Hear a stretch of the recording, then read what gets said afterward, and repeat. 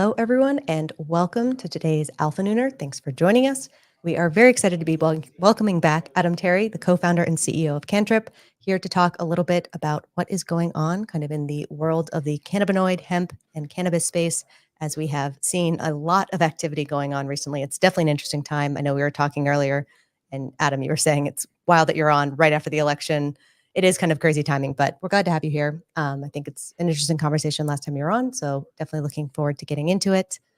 Before we jump in, a good reminder, of course, if you are on the call, one, thanks for joining. We really appreciate it.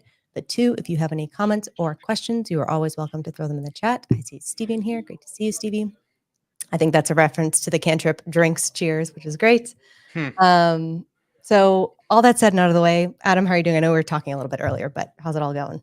I'm doing well. Thanks for having me back. It's a fun time to be in cannabis, huh? It is definitely interesting to be in cannabis all the time. Yes, for sure. Well, so I feel like a good spot and kind of a place I wanted to start with is sort of just a general kind of temperature check in terms of where things are, where you're seeing the industry currently. I know, again, it sort of spans hemp and to some degree cannabis just because it's kind of operating around that space as well. But what's sort of the current temp check? Yeah, I mean, I think the place we are is still the same place we were a week ago. We maybe have a little bit more clarity on what the next administration looks like, what the makeup of the Senate's going to be. I think, we still need to find out where the House is going to land, which is going to take a few more weeks to count the votes. The hemp cannabinoid industry, the marijuana cannabinoid industry, every day they get step closer to merging together into one gigantic beast. And as people from my coalition, from the Hemp Beverage Alliance, from the U.S. Hemp Roundtable, work towards trying to solidify cannabinoid regulation in this country, we're seeing more and more players, from the marijuana side enter the space because of, the frankly lucrative opportunity and the unlikelihood of it disappearing anytime soon. And so we're going to see the big players from cannabis enter hemp. We're going to see more people from hemp grow and try to create, more guardrails, not only at the legislative level, but around themselves as companies. And we'll see the wheat separate from the chaff in that kind of way. And, at some point we will finally get to all being one large cannabinoid industry, but we have a lot of work to do yet to get there. Yeah, I think a lot of people are definitely looking forward to kind of becoming one big happy family and being able to kind of push things forward. So hopefully that is able to happen. I know, again, within hemp or within cannabis even, I think that there's a diversity and kind of a range of players or people who are participating. And I think it can range from people who are really trying to produce really strong products with a lot of regulation, like you're mentioning, and, safe products, repeatable products, or reliable. What's the word? Repeatable? What's the word? Consistent, Consistent. reliable. Exactly. Thank you. Products. Yeah. And then I think there are some that are kind of not as much. So I think in some ways over time that will kind of shake out. But I think also having some good regulation would not be the worst on that side. So I guess it's all a little bit speculative right now. So again, take it with a grain of salt and obviously just trying to get your sense around it. But with the new administration, what's your sense of kind of, direct impacts on hemp/cannabis?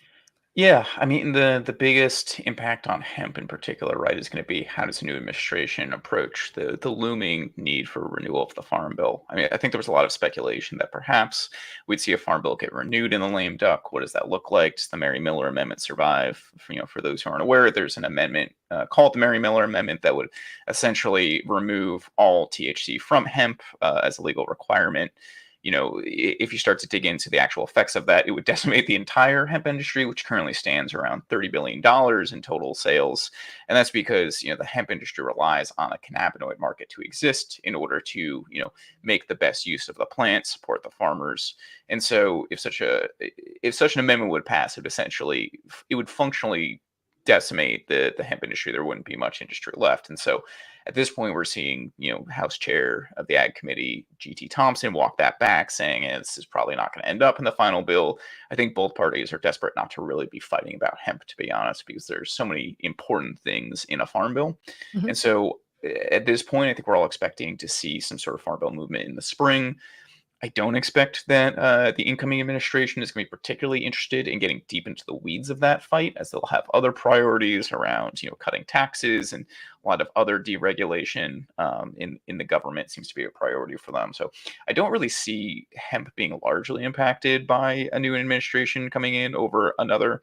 Of course, if we did have the other side win, we might have seen a VP who is the only person in America who really understood what a hemp beverage is, or at least the only politician in America on the national stage who knew what a hemp beverage was. But Sure. we'll just have to, proceed in the other fashion. I mean, we have seen Trump be more pro cannabis, I think, than any other Republican in the past, and that makes me a little bit hopeful.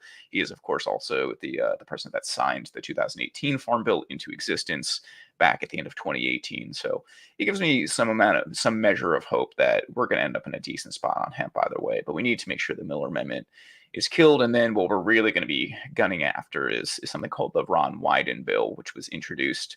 It might have an actual formal name. It probably does, but it was introduced by Senator Ron Wyden from Oregon just a couple months ago, and that would create national regulations around cannabinoids generally. It's actually agnostic to whether those cannabinoids come from hemp or from marijuana, but it would probably only apply to hemp until marijuana is actually federally legalized, because federal regulations don't necessarily apply to a federally illegal product in individual states. But that bill would create some framework for the FDA to work with cannabinoids. It would ban a large swath of synthetic cannabinoids and create a new class or something called semi-synthetic compounds, which is essentially any cannabinoid created only from one-step conversions of the plant. So think CBD into delta 8 THC or into delta 9 THC. And that would keep the cannabinoid market alive without decimating the whole thing while taking a lot of products off the market. It would also create some amount of packaging, testing, and labeling regulations. And I think we're all pretty desperate to see some federal regulations, which will make it then easier for states to legislate on rather than simply trying to ban it in the many states that we've seen attempt and often fail to ban hemp cannabinoids. Yeah, I think that's super interesting. And I know we were kind of talking a little bit in the pre-show as we were just kind of chatting and catching up, but kind of talking a little bit about this administration, you're right, does seem like they're very focused on kind of the deregulating, kind of defanging some of these different industries, different regulatory bodies. How does that play into, I think, an industry that is really demanding and wanting, a little more regulation, a little more kind of standardization as things are coming in? Do you think that those are at odds, or do you think it's one of those things where it's sort of a base requirement and, people in the Trump-Vance administration would understand that potentially? Again, I know that's hard because it's sort of more No, speculative, but it's a good what's your view? question. I mean, I think you have to think about what mechanically is going to happen, because if you were the federal government targeting deregulation, the place you start with is, okay, what agencies and what regulations exist. And so if you are in a position where there aren't regulations, like a lot of hemp, at least at a federal level, there are really very few regulations. You're not going to be really touching on it because you're focused on things that actually exist, rather than the absence of things that exist. And so, state regulations, I think, are going to continue to be important. They're going to continue to build up. If a Biden bill should pass, they might approach that differently. I mean, I think right now, hemp is essentially falls under two different potential areas, which one would be the Food, Drug, and Cosmetic Act, where CBD and THC, both maybe have some issues with, and then the other being the USDA, who controls the hemp farms, right? And so if you have someone like RFK Jr. coming in to run both of those agencies or cut both of those agencies, a deregulation of those agencies is going to make it harder for them to actually pay any attention to hemp. And so deregulating that is probably only going to proliferate the kind of hemp products that are in the country. And so I think states are going to continue to be interested in trying to put some guardrails until you see some federal regulation come into play.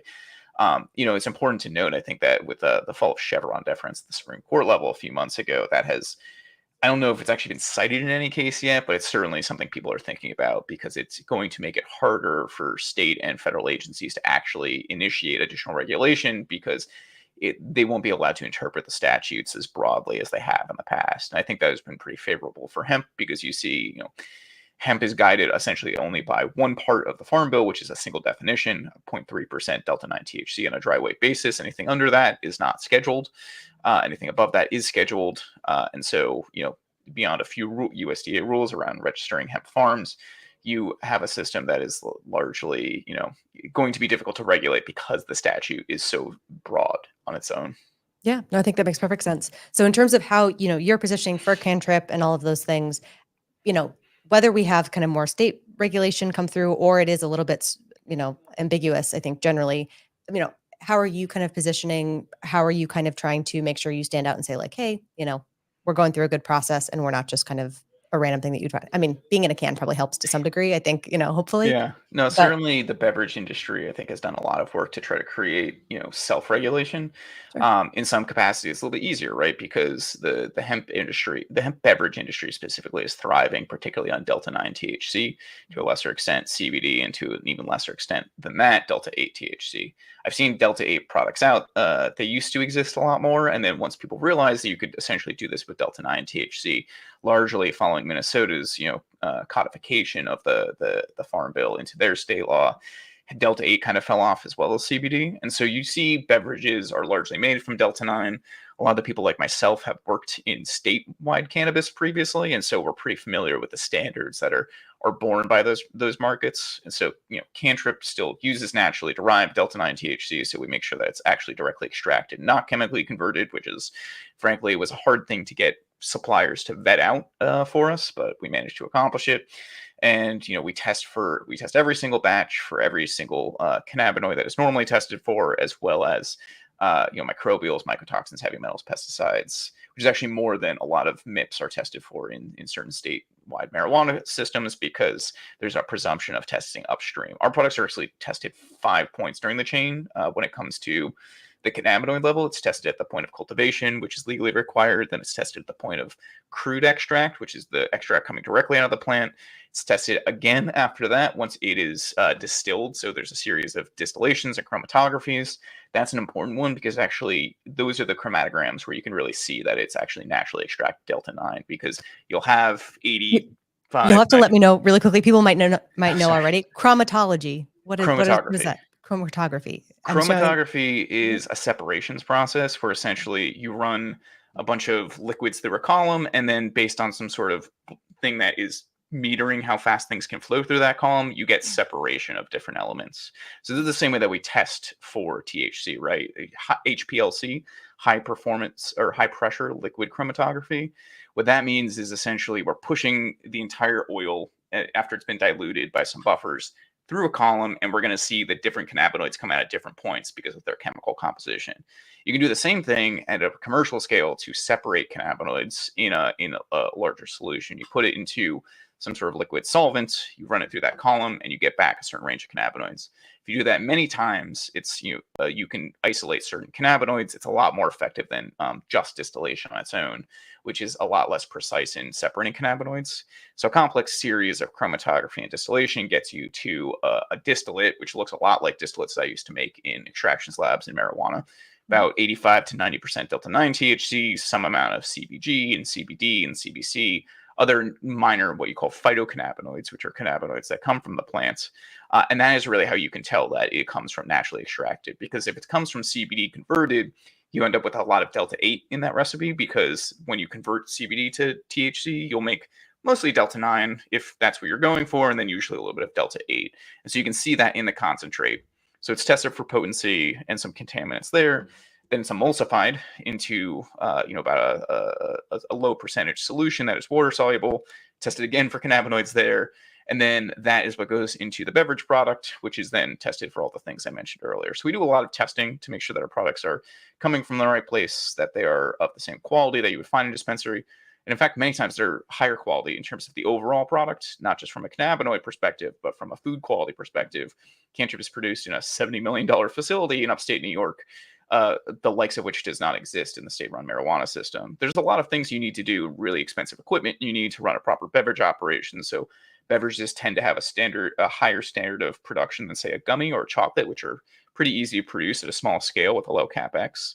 And so beverages uniquely positioned to succeed in the hemp industry, where you need more scale, but you can also create more opportunity across places where people don't typically look for THC. So we find most of our consumers were never going to walk into a dispensary in the first place. In fact, when Cantrip used to be produced for dispensaries a few years ago, we had a lot of complaints that people were just saying, this is too low dose, because Massachusetts has a 5 milligram cap here. And so a lot of the people walking in dispensaries, not interested in beverages. and kind of vice versa. So we see that as people come into liquor stores, they purchase the products, then they become more interested in cannabis generally. And so we're finding a lot of people that are new, and we have a lot of more guardrails to put around, and we have a lot less demand for things like THCO and THCP and HHC and CPT and every other 3 and 4 letter combination you come up with.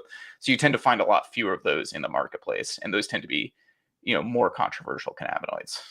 Yeah. Okay. That's super interesting. Makes a lot of sense. I would say, in terms of framing it rather than against kind of cannabis in a dispensary and more kind of against alcohol, would love to hear how sort of the low alcohol trend is playing into kind of something like a lower kind of cannabis related hemp Yeah. experience. I know I saw Tom Holland or something came out with a Yeah, new. Bureau. Yeah, exactly. So I feel like that's Is actually one of the first non-alc beers that I've been interested in trying, which means the ah, branding really got me because I very good. find non-alcoholic beer relatively pointless. Sure. But mostly because I don't really want the calories for no alcohol. Sure. But I do like the taste of beer to some extent. No, I mean it's interesting because the low THC beverage movement is not causing the decline in alcohol. There's a larger, I think, social movement that is leading towards a decline in alcohol. And that's borne out in, the recent huge downturn in wine sales, the recent huge downturn in beer sales. And so the wholesalers are really interested in making up that difference with this new category of hemp THC beverages. Many of them see an opportunity akin to coming out of prohibition for alcohol to make their names and become, a solid player. Sometimes really small players like craft distributors are looking to take these on so that they can essentially grab brands like Cantrip to who might become the big macro brands akin to Budweiser or Guinness. And sometimes it is those Budweiser distributors who are interested in distributing it, and Coors distributors. So the macro distributors are interested too. The only class of distributors that is not interested yet, or at least not is not there yet, is the big national ones like Republic, Southern Glazers. But we now have a deal with United, which is partially owned by Johnson Brothers in Alabama. We work with some of the largest distributors in the country that are willing to do this, and so that is where they're looking to make up this difference. Now, I'm still bullish on alcohol in the long run. I think Mhm. alcohol people have been drinking for a very long time. I don't think that's going to change at all, but I Sure. do think they're going to continue to need innovation in the space. And there's a lot of brands like Bureau, like Athletic, that have managed to capitalize on this non-alc movement. But importantly, it's still a fraction the size of, I think, what ultimately the alcohol market is. Because I mean, if you look at someone like Boisson, right? They were a non-alc retailer. It turns out that was not able to sustain them for retail. Now they're back, and they are focused on running, a great web store and focusing on really great curated brands. But it is harder to run brick and mortar without that broad-based demand that you see, and it's hard to do it with specialty products, right? I think anybody who owns a dispensary kind of knows this. Dispensaries only work because you have such intense demand for cannabis that's so broad-based. But they would not work if the demand was really low, or if it was, like a CBD only store. Those are really tough to run. You see a few of those, but usually they'll end up selling, other cannabinoids as well. Yeah. And if they do exist, really good ones, they're the only ones for miles, because you can't, you see this with dispensaries too, right? A small municipality can maintain 4 to 5 liquor stores, and maybe 1 or 2 dispensaries. We see places like Northampton, Massachusetts, which will have 9 to 10 to 15 dispensaries, and then within a year or two, half of them or more shutting down because they can't. You just have to work out the demand to supply kind of ratio on those things, particularly with specialty retailers. Liquor Yeah. stores have the advantage of relying on a broad set of products and categories, so they can stay in business more easily and react to the ebbs and flows of what's going on in the market. Yeah, I totally agree. They definitely can sell a ton of stuff, whether that's obviously alcohol products, hemp products, pack of cards. They sell all sorts of things, I think, where you Depending can on pick the up. state, turns out you can't sell a pack of cards at a liquor store in certain states. What? That's true. Where? What states? That's Uh, I, crazy. I'd have to double check the rules, but like a That's place like Georgia has a whitelist, so you okay. can only sell certain things that are not alcohol in a liquor store in Georgia, and that's actually one place. So Georgia now has one of the best consumable hemp laws in the country, but because of a quirk of the rules around liquor stores, there you actually can't sell hemp beverages in liquor stores anymore. And Interesting. part of that is because specifically the law they passed for consumable hemp says that hemp beverages may not be combined with alcohol, which is and as an overbroad interpretation, that means you can't sell them in liquor stores because you can't sell a Good. regular non-alc beverage in a liquor store in Georgia unless it is specifically something that you do mix with alcohol. And so by saying hemp beverages can't be mixed with alcohol, they can't be considered soft drinks for the purposes of selling in liquor stores, which is all just a weird artifact and something that I think most people are willing to change, to be Yeah. honest. But some, it still has to work its way through the process. So, what Georgia has an incredible law that some of the details of the regulations are still being worked out. But ultimately, it's probably going to be mostly in convenience stores and maybe some amount in grocery there for the next few months at least until we can get legislators or the Department of Revenue there to act. So All right. I don't know if Interesting that means fun you could sell a fact. pack of cards, but like there are certain states where you can't. I once went to go buy it when I was still smoked cigarettes. I went to go buy a pack of cigarettes at a liquor store in North Carolina, and they looked at me like I was crazy. They're like, "This is a liquor store. we Uh, don't we only sell liquor." I'm like, okay, yeah. Only what's on the sign, I guess, but that's fair. Also, congratulations on quitting smoking. I know that yeah, is it's been just over 2 years now. nice. Congratulations. Yeah, it can be Thank you. tough, especially in a stressful industry, I think, in general. All right. Well, it sounds like overall pie is growing, with being in liquor stores or things like that where you can be. How are you kind of separating out? I think obviously packaging is very cool and interesting looking. How else are you kind of getting more slice of that growing pie? Yeah, I mean, consistency of product certainly is important. I think there's a lot of people entering the space who don't have that previous marijuana or cannabis experience and are struggling to produce consistent test results, understand their supply chain for the cannabinoid elements, and then just produce enough. I mean, managing cash flow in a business like a beverage business under the best of circumstances is difficult. Doing it without having access to, debt financing as, traditional debt financing as you would find for most alcohol and non-alcohol companies makes it that much more of a challenge. So expanding things. I mean, Cantrip offers one of the widest varieties of products of any single beverage company in the space. So we have currently 10 flavors on the market, I think, and we're going to have 12 within the next 2 months. So we have two new flavors coming out by January. We'll Cool. have some new packaging options. And then it's really just being on the ground, having a staff everywhere we go, making sure that we're supporting our distributors and our retailers, running a field marketing program. It's really just running the basics of how a beverage company normally works and grows and operates, but with the unique challenge of compliance being difficult. So we run this field marketing program in Tennessee. And one of the things we're working on, really understanding fully there is what the limitations of something like that are when you can't do normal sampling on the street. And so, like, you can't just walk up to anybody in a public space and say, "Hey, do you want to try this?" You can't be on public property. It has to be on private property. You have to make sure they're 21.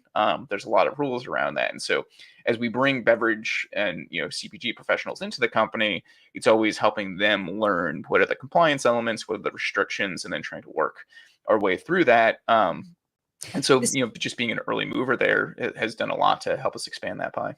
That totally makes sense. This might be a really silly question, but I know in alcohol stores, obviously, they will often give like, try this wine, try this new crazy liquor or whatever it is. Would you be able compliance wise to do that within the context of like a place that people are already taking substances that are 21 only? Yes, so we can do tastings and demos in a lot of places. There are certain larger retailers which will not allow infused product for that. So Okay, while we normally do with infused product wherever we can, just because we want people to get the whole experience, not particularly effect wise, because a sampler this big of a 5 milligram beverage is not going to get you very far, but just sure. taste wise, make sure they have the full experience. I mean, to like cannabis always affects taste, and so you want to give that true feeling. It is always slightly different with the cannabis in it, but it is compliant in most places. Some of that can be restricted by municipalities. Some of it is restricted by the retailers themselves.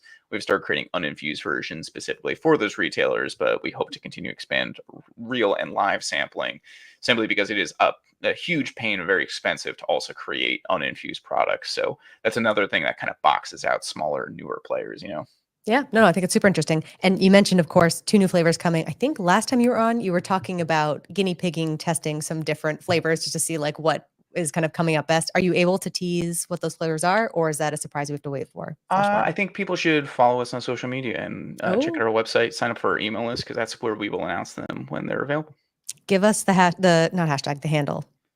At Drink Cantrip on Instagram, Perfect. thank you, or Easy. drinkcantrip.com. There you go. That's true. And also, yes, agree, Noah. It's been a stressful few days, I think, in general, and more in the cannabis space than in the hemp Yeah, side. no, it's So good to keep some on hand yeah, during times like this. that is true. All right. Well, I'll be looking forward to those flavors in general.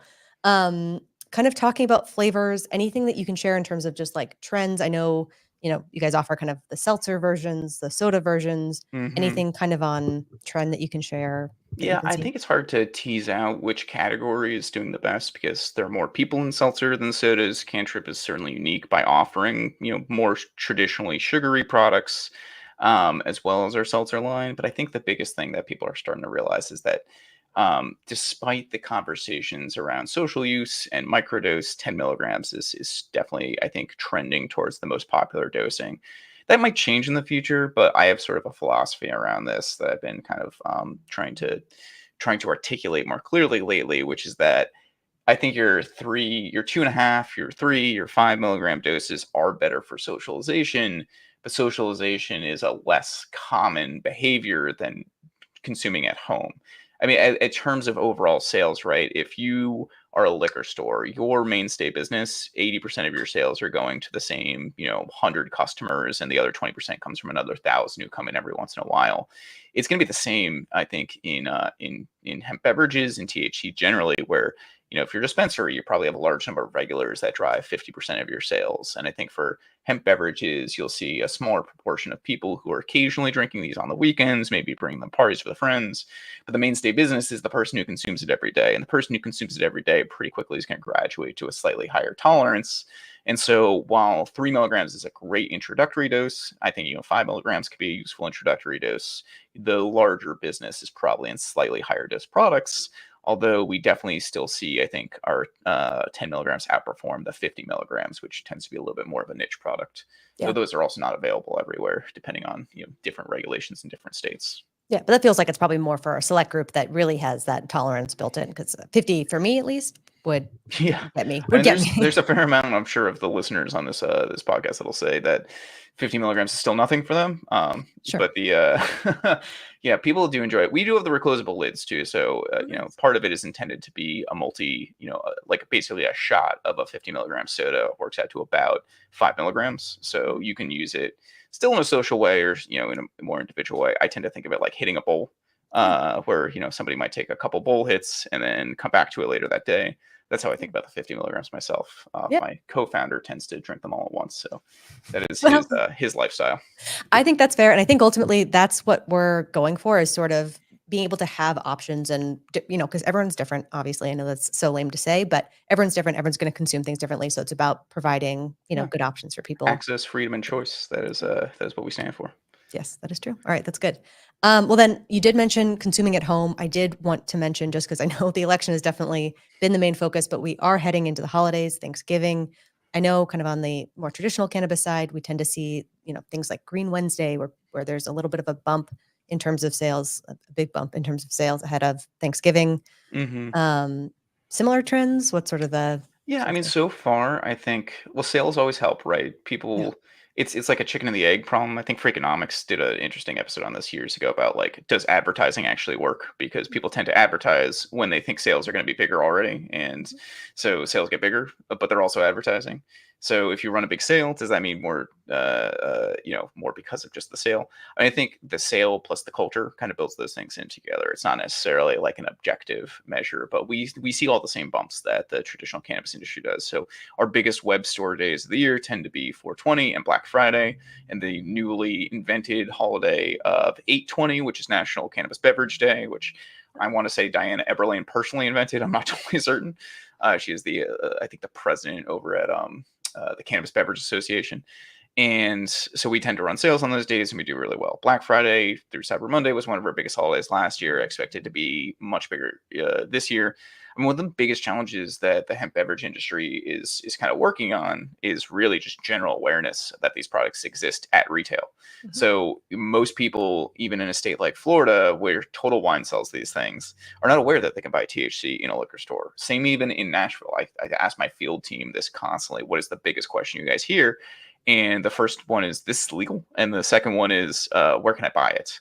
And so we still have an awareness problem that I think we're trying to solve. And so that feeds into, the more aware people become, the more likely they are to continue to buy these things on these holidays. But I still think Green Wednesday will be a bump. I think maybe Black Friday is a bigger bump on our side than it is in dispensaries, because we have the online sales available to us that dispensaries don't.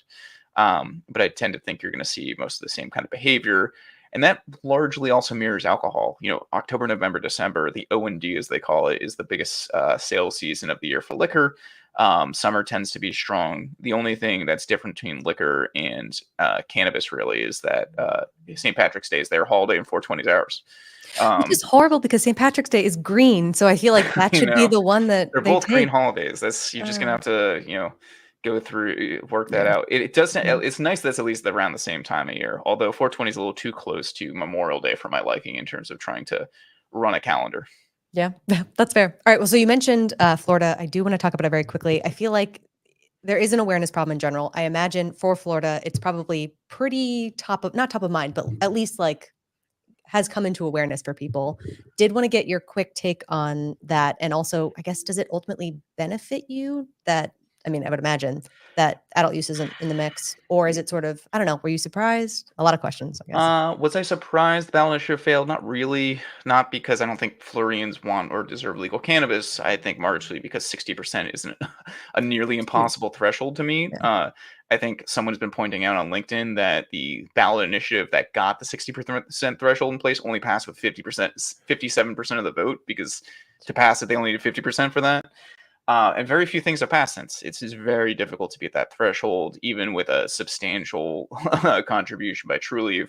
As Mhm. I've pointed out, Trulieve could have spent that money on building a hemp beverage company and probably be the biggest hemp beverage in the space right now. But to each their own. If it had worked out, they would have made quite a lot of money. And Yeah. unfortunately, it did not work out for them.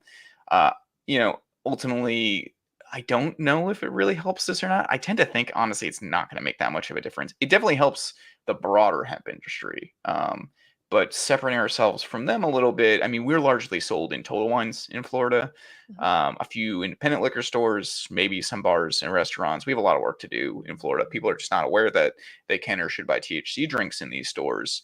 But I think the onlining of the cannabis industry for rec would have definitely done some damage to the smoke shops and vape shops out there. A lot of, you know, Yeah. I get torn between these people because I don't always agree with what they sell, but they are a lot of small businesses that are, largely run by minorities, and people that are the backbone of America. So, small business entrepreneurs.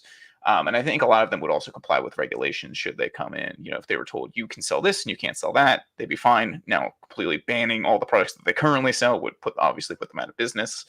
In any case, they were all very upset with Trulieve because Trulieve also very much lobbied for the bill last year that would have destroyed, notably not the hemp beverage industry, but pretty much everybody else in the hemp space.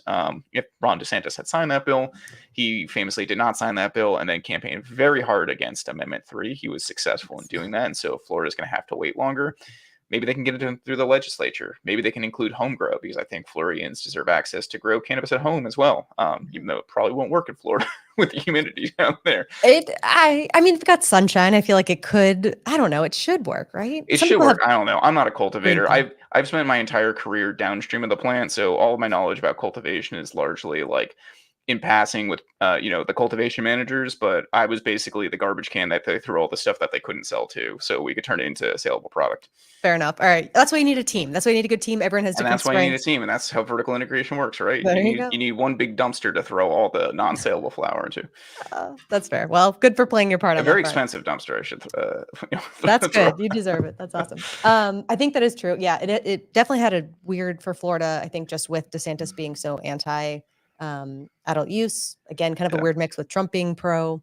We'll see how that turns out. I think generally, Yeah, but no love lost there. I mean, honestly, look, maybe the rest of the hemp industry knows something I don't, but I don't really trust Ron DeSantis to allow the hemp industry to exist all that much longer now that he got what he wants. So, I mean, there's already a regulation proposal that's going to substantially limit what hemp products can be sold. I think they pushed it as far as they possibly could under the auspices of the health department. But one of the things that we're watching is this regulation that, as proposed, would not only ban any product that could be considered a coloring, even if it's naturally derived in hemp products, but also force you to test for the 66 compounds that they've decided are food colorings. And anyone who's spent a lot of time working with labs knows that labs, you can't just send something down the lab and say test for these things. They need to have methodologies. They need to process. develop a lot of different things. You may not be able to do all those tests on the same instrument. So, it could be an effective ban for a lot of products, including, hemp beverages and, including cantrip. Even if I took the colorings out, I still may not be able to find a lab that can test to confirm that all the colorings are out. And then what they consider a coloring versus not is also confusing, because if you use, say, natural grape juice and therefore your product's purple, it's hard to say if they're going to come down on that as a food coloring or if that's just, Flavor. the product as it is. Yeah. So there's a lot of unclear stuff there that would be really damaging to the hemp industry as it stands. And then, like I said, frankly, I do not, if the bill comes around to DeSantis's bill next time, is he gonna veto it? I don't know. I don't know. I think a lot of people also don't know, so I don't think you're alone in that. I don't know if it changes at all the equation that, Trump is in the White House, and I feel like in some ways you have to kind of fall in party lines sometimes, but Maybe.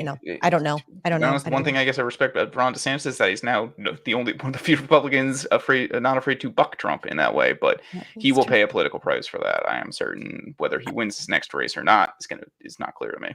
Yeah, it's true. It does seem like he has a lot of support within the state sometimes, which is surprising. I'm not Yeah. entirely sure. People are complicated. They're more complicated than just a party line.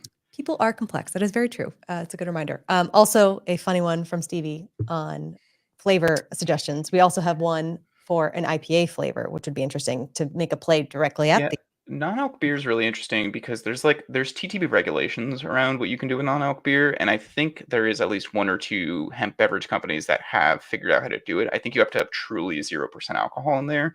I think you've any amount of alcohol in a non-alc beer, then it is regulated by TTB, which won't approve anything with cannabis in it. And so that's why there's few of them, but there definitely are out there. People should search for them and let me know what they think, because I have not yet had the opportunity to try one. I have not either, but all right, that sounds good. Very cool. All right, well, I think this has been a fantastic check-in and conversation in general. Anything else that you want to leave people with? And then I do want to make sure that you're also plugging where people can people can follow along with what you have going on and or get their own cantrip if they'd like.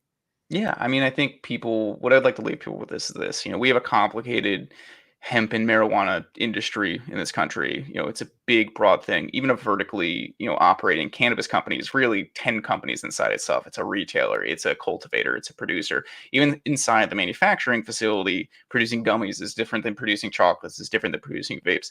We're all doing a lot of things essentially under the same flag. And as we continue, imploring people to be productive and thoughtful with how they're approaching the industry, I don't think the hemp industry is right to call all of the marijuana industry corrupt for wanting limited licenses. I think that's if the states create a limited licensing system and people decide to utilize that, that is they're right, and somebody was going to do it, so why not any of the companies that's succeeding? At the same time, the marijuana industry shouldn't be calling everybody in hemp trash and words that I've seen on Twitter that I will not repeat here. Oh no. At the end of the day, I think the hemp industry is not only willing but asking to be regulated and taxed, and even the more extreme players are willing to accept a more limited scope of what they can do, so long as they have specific rules of the road for what they're allowed. So I think a lot of people who produce THCO would be actually just as happy to sell Delta 8 and Delta 9 in large amounts, so long as they were allowed to. And I think we should be seeking parity between the two. We should be able to sell hemp products in dispensaries so they can find ways to get consumers at better prices and build better margins for themselves. We should be able to, frankly, move marijuana products across state lines. We need to federally legalize cannabis, and we need to make that as easy as possible for people. And so, we are all really in this together. I think people are more willing to listen and more willing to, show good faith than you think, or at least than we would expect by being on X. I'm actually kind of taking a break from it, but if you want to follow me in the conversation there, you can follow me at Cantrip Guy. And then, of course, everybody is welcome to try Cantrip. You can find us at drinkcantrip.com/shop, and we do ship to, I don't know, not every state, famously not California anymore, but we ship to a fair few places. So check to see if we're available, or check your local liquor store, or actually ask your local liquor store for us. Oh, there you go. All right. Okay. I like it. That's awesome. Okay. Well, awesome. What a great, I think, nuanced and unifying message. Definitely appreciate it. Thanks for taking the time, Adam. And we will hopefully catch you soon. Thanks. Thank you, Mackenzie.